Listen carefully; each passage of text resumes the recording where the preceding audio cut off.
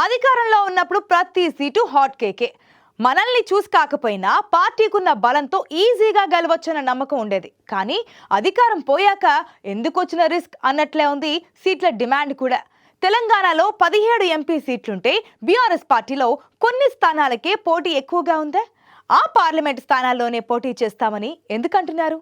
గులాబీ పార్టీలో డిమాండ్ ఉన్న పార్లమెంట్ స్థానాలన్నీ. బీఆర్ఎస్ అధిష్టానం ఆలోచన ఏంటి? What's the story?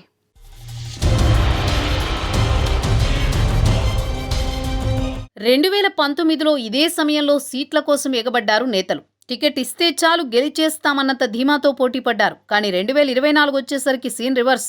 కొన్ని చోట్ల నోరు కూడా ఎత్తకుండా నేతలు సైలెంట్.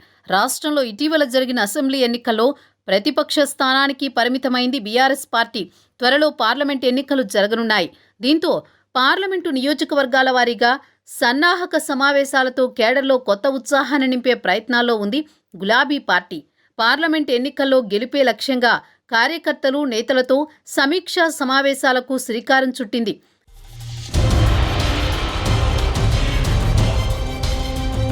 తెలంగాణలో మొత్తం 17 లోక్సభ స్థానాలున్నాయి.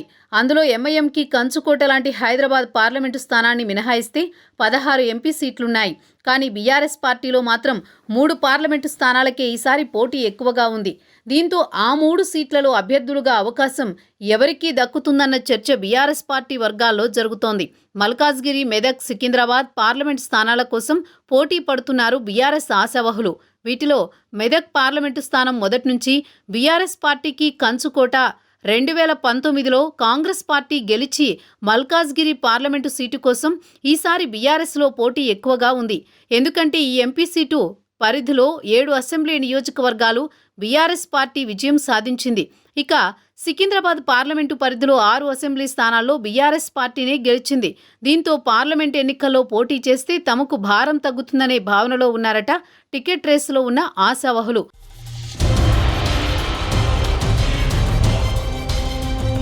సికింద్రాబాద్ పార్లమెంటు స్థానంలో 2018 అసెంబ్లీ ఎన్నికల్లోనూ బీఆర్ఎస్ పార్టీ 6 అసెంబ్లీ స్థానాలను గెలుచుకుంది. కానీ 2019 లోక్సభ ఎన్నికల్లో బీఆర్ఎస్ పార్టీ తరపున పోటీ చేసిన తలసాని సాయి కిరణ్ ఓడిపోయారు. బీజేపీ ప్రస్తుత రాష్ట్ర అధ్యక్షుడు కిషన్ రెడ్డి అక్కడి నుంచి ఎంపీగా గెలిచి కేంద్ర మంత్రి కూడా అయ్యారు. ఈసారి పార్లమెంట్ ఎన్నికల్లో సికింద్రాబాద్ టికెట్ కోసం తలసాని సాయి కిరణ్ యాదవ్, హైదరాబాద్ మాజీ mayor Bonthu Rammohan, BRS senior నేత దాసోజు శ్రవణ్ పోటీ పడుతున్నారు. వీరిలో ఒకరికి గులాబీ పార్టీ టికెట్ దక్కొచ్చని పార్టీలో చర్చ జరుగుతోంది.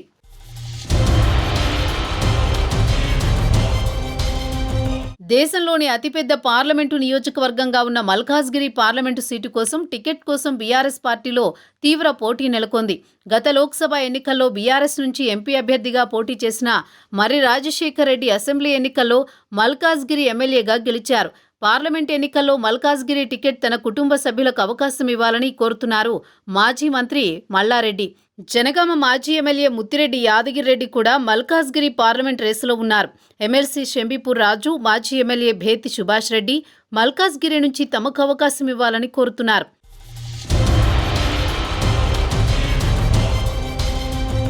బీఆర్ఎస్ పార్టీకి మొదటి నుంచి కంచుకోటగా ఉంటూ వస్తోంది మెదక్ పార్లమెంటు స్థానం.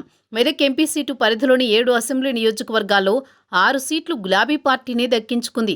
దీంతో బీఆర్ఎస్ పార్టీ ఖచ్చితంగా గెలిచే అవకాశం ఉన్న స్థానంగా మెదక్ పార్లమెంటు స్థానానికి కూడా పేరుంది.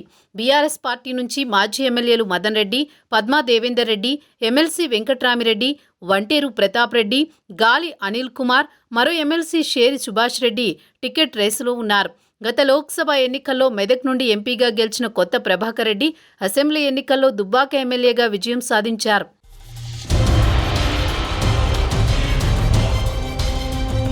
బీఆర్ఎస్లో డిమాండున్న ఈ 3 పార్లమెంటు స్థానాల పరిధిలో పార్టీ ఎమ్మెల్యేలే ఉండడంతో ప్రచార భారమంతా పార్లమెంట్ అభ్యర్థులపై పడకుండా ఎమ్మెల్యేలు కూడా బాధ్యతలు తీసుకుంటారు. దీంతో ప్రచార ఖర్చు కొంత తగ్గడంతో పాటుగా అసెంబ్లీ ఎన్నికల ఫలితాలే మళ్లీ ఉంటాయన్న అంచనాతో ఉన్నారట ఆశావహులు. పార్లమెంట్ ఎన్నికల్లో ప్రజల తీర్పు అదే విధంగా ఉంటుందని లెక్కలేస్తూ టికెట్ రేసులో ఉన్నవారు పావులు కదుపుతున్నారు. గెలిచే అవకాశం ఉన్న సీట్లలో అధినేత కేసీఆర్ ఎవరికి అవకాశం ఇస్తారనేది ఆసక్తికరం.